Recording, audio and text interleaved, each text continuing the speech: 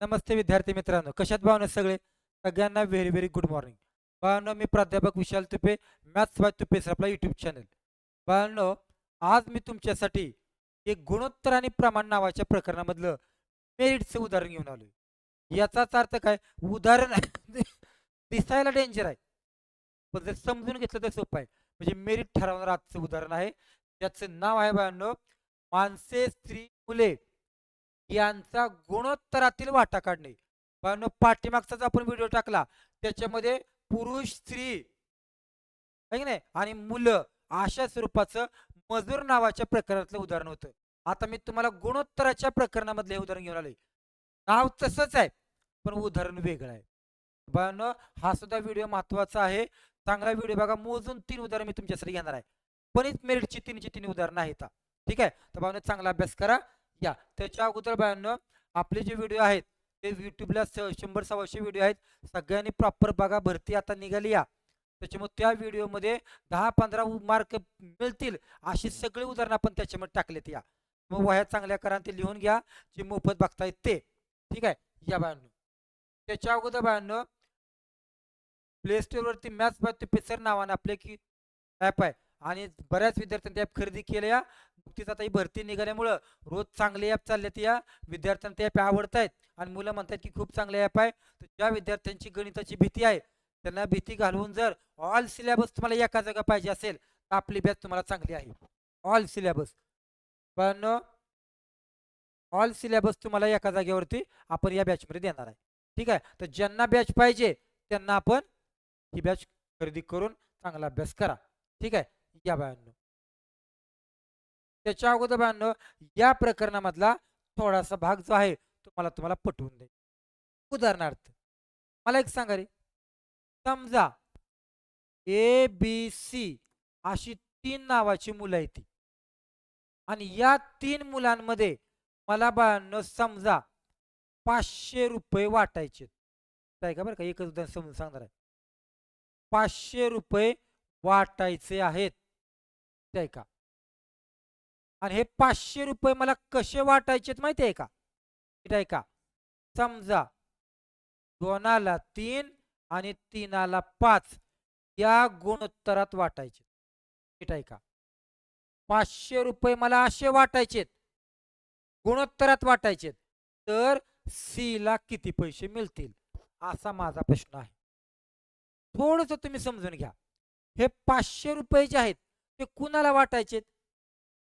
तिघांना वाटायचेत ना. म्हणजे हे 500 तुमच्या तिघांचे पैसे आहेत. त्या म्हणून या तिघांची बेरीज करायची आणि त्याने 500ला भागायचं. कारण तुमच्यापासूनच 500 बनलंय ना. म्हणून बाळांनो, त्या ₹500 त्या तिघांच्या बेरजेने भागा. बेरीज केली. मग त्याला 0 केला. काय उरलं रे? 50. पण हे उत्तर नसतं. हा भाग आला 50. जसा प्रश्न विचारलाय ना तशी क्रिया करायची. प्रश्न काय विचारलाय? Cचा वाटा काढा. मला सांगा, Cचा वाटा गुणोत्तरात कितव्या क्रमांकाला आहे? 3ऱ्या. म्हणून त्याचा जो अंक आहे 5 त्याला त्याने गुणायचं. ₹250 कळलं का? ₹250 कोणाला मिळतील? त्या मिळतील. संपलं. एक गोष्ट लक्षात ठेवा, गुणोत्तराने रकमेला भागायचं या. ते उत्तर येईल त्याने जसा प्रश्न विचारलाय तसं गुणायचं काम करायचं. पण आत्ताचं उदाहरण नॉर्मल वेगळं आहे. नॉर्मल थोडंसं फक्त वेगळं आहे. काय वेगळं आहे ते तुम्हाला मी आता सांगणार आहे. चला आता मेरिटचं उदाहरण आहे. चला बाळांनो, उदाहरण सोडवायचं कसं ते आपण बघूया. या पुढे चला.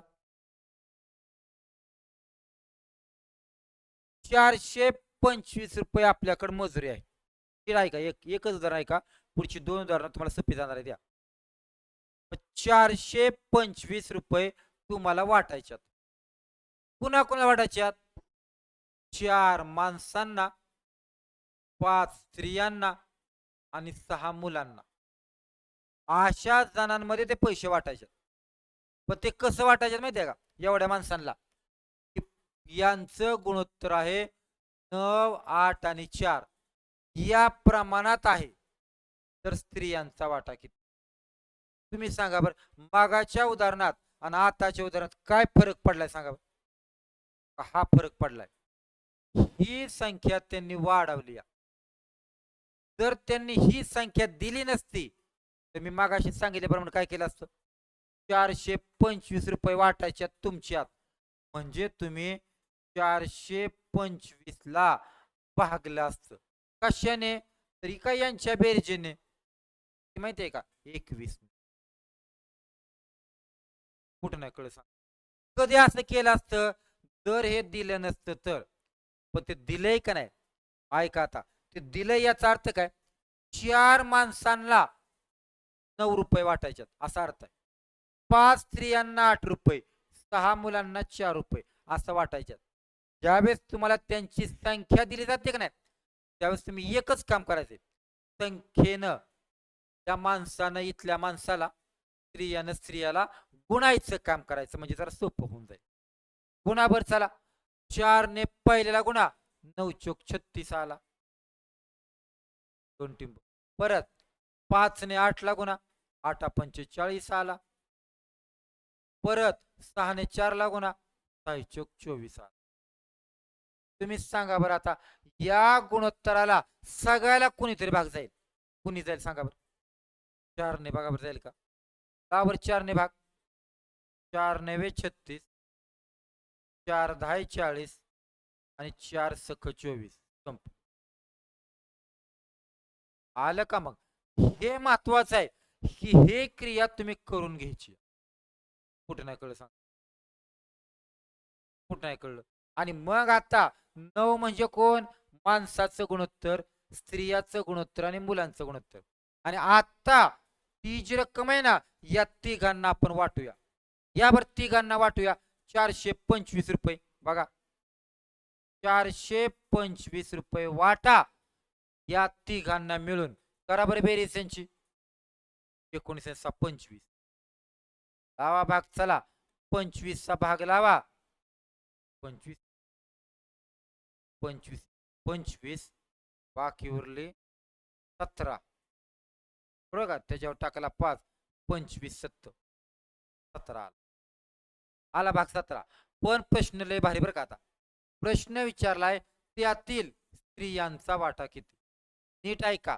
सगळ्या स्त्रियांचा वाटा. असं म्हणले का एक स्त्रीचा, दोन स्त्रीचा? स्त्रियांचा वाटा. तर आता वरती जाऊ नका बरं का तिकडं. नवीन गुणोत्तर स्त्रिया कुठे ते सांगा बरं. बघा पहिला आणि दुसरा 2 नंबरला आहे, म्हणून त्याला 10 ने गुणायचं. 17 ला 10 ने गुणा. याचाच अर्थ 170 रुपये कुणाला मिळाले? त्या स्त्रियांना मिळाले. नाही कळलं सांग. पण 170 रुपये स्त्रियांना मिळालेत 10 ने गुणलं ना. पण किती स्त्रियांना मिळाल्यात? कारण आपल्याकडे 5 स्त्रिया आहेत ना. कळलं का मग? 5 जणीला 170 रुपये मिळाले. कुठे नाही कळलं सांगा. किती भारी उदाहरण आहे. 1000 परत एक जण सोडवणार आहे हा. 5 स्त्रियांना 170 रुपये मिळाले. नाही कळलं सांगा.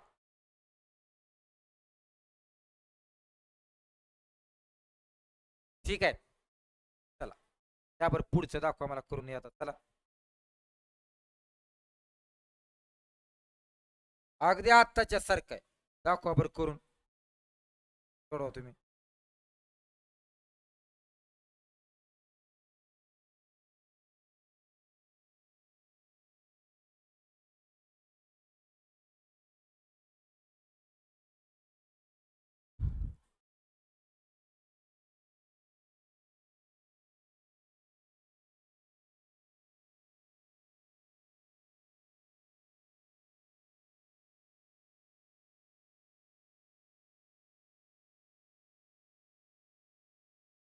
चला झालं का रे?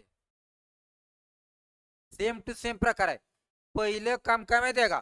आपापले एकमेकाला गुणून घ्या बरं चला. 8 पुरुषाने गुणा. 8 सक 48. परत 6 स्त्रिया 6 पंचे 30. परत 4 त्रिक 12. आलं का सांग. पण या सगळ्यांना कशाने भाग जाईल सांगा बरं. 6 ने जाईल का? जाते 6 ने भाग. म्हणा 6चा पाडा. 6 8 48, 6 पंचे 30, 6 दुने 12.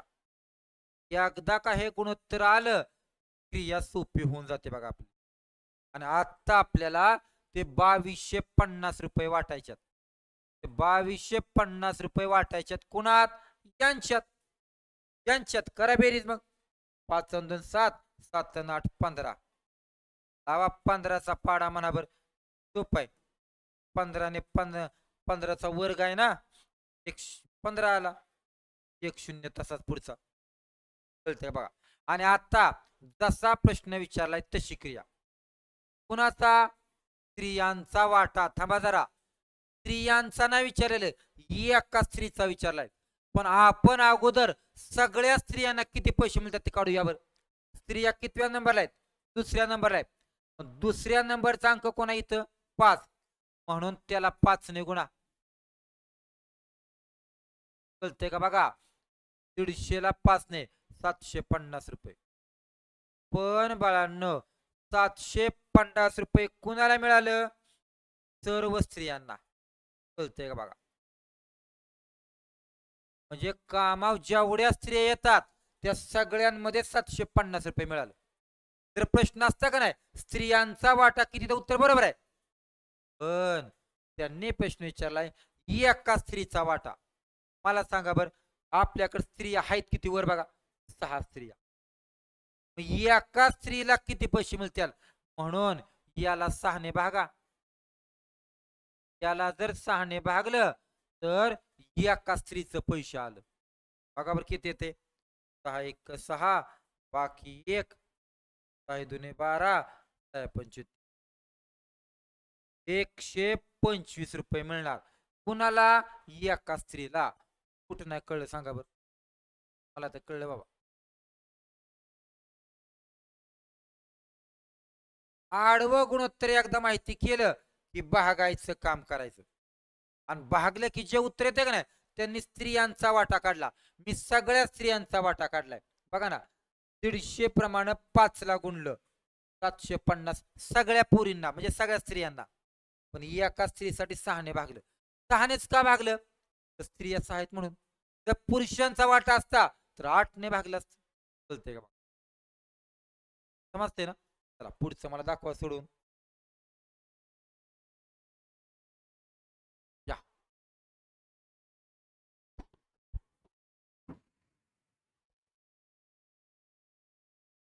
सोडवा.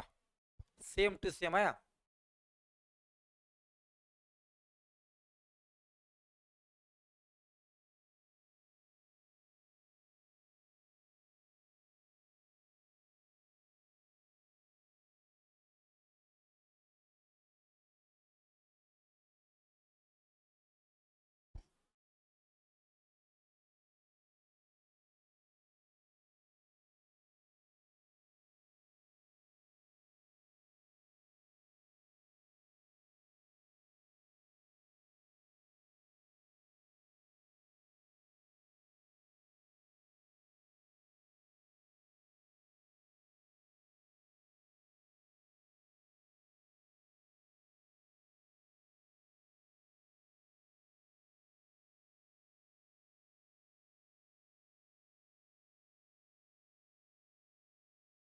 पगारी सुटते का?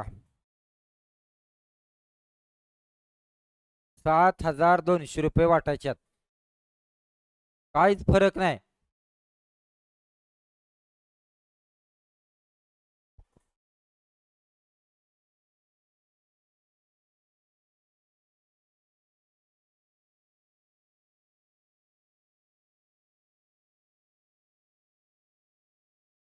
चला, पुरुष, स्त्री आणि मुले त्यांचं प्रमाण दिलं या. गुणा एकमेकाला. 5 दुने 10, साहित्रिक 18 आणि बेचोक 8. आहे की नाही? आणि या सगळ्यांना भागायचं काम करायचंय. गुणोत्तर कमी होईल ना, लावावर 2 ने भाग. बे पंचे 10, बेनवे 18 आणि बेचोक 8. आलं का बघा. आणि एकदा का गुणोत्तर आलं की याने त्यांना भागायचंय बेरीज करून. चला मग 7200 आहे ना, करा बेरीज. 9 आणि 5 14, 14 आणि 4 18. म्हणा पाडा चला. 18 की 18, 18 चोक 72, 2 शून्य आहे तसे. आणि इथून पुढं जसा प्रश्न विचारत तशी क्रिया काय. मुलाचा वाटा, पण मुलाचा काढण्यासाठी अगोदर सर्व मुलांचा काढू. मग सर्व मुलांचा वाटा कसा काढणार सांगा. तर मुलं कितव्या नंबरला आहेत, शेवटच्या. मग शेवटचा अंक कोणा इथला 4. मग 400 दोन काय रे 800. कळलं का बघा. म्हणजे 800 रुपये कुणाला मिळाले, सगळ्या पोरांना. पण प्रश्न विचारला एका मुलाचा. मग तुम्हीच सांगा आपल्याकडे मुलं किती आहेत, 2. मग दोघा जणाला 800 रुपये मिळाले, तर तुम्हीच सांगा बरं मग एका मुलाला किती मिळतील. साहजिक आहे की दोघात 800 तर एकाला 400 रुपये मिळते का नाही सांगा बरं. किंवा त्याला 2 ने भागा तरी चालतंय. कुठे नाही कळलं सांगा. कुठे नाही कळालं. बानो ही जी 3 उदाहरणं आहेत का नाही, ही 3 उदाहरणं इतकी महत्वाची आहेत. ती मेरिट ठरवणारी 3 उदाहरणं आहेत बरं का. मी 3 उदाहरण तुमच्यासाठी घेतलेत या. ओके, सगळ्यांनी अभ्यास चांगला करा.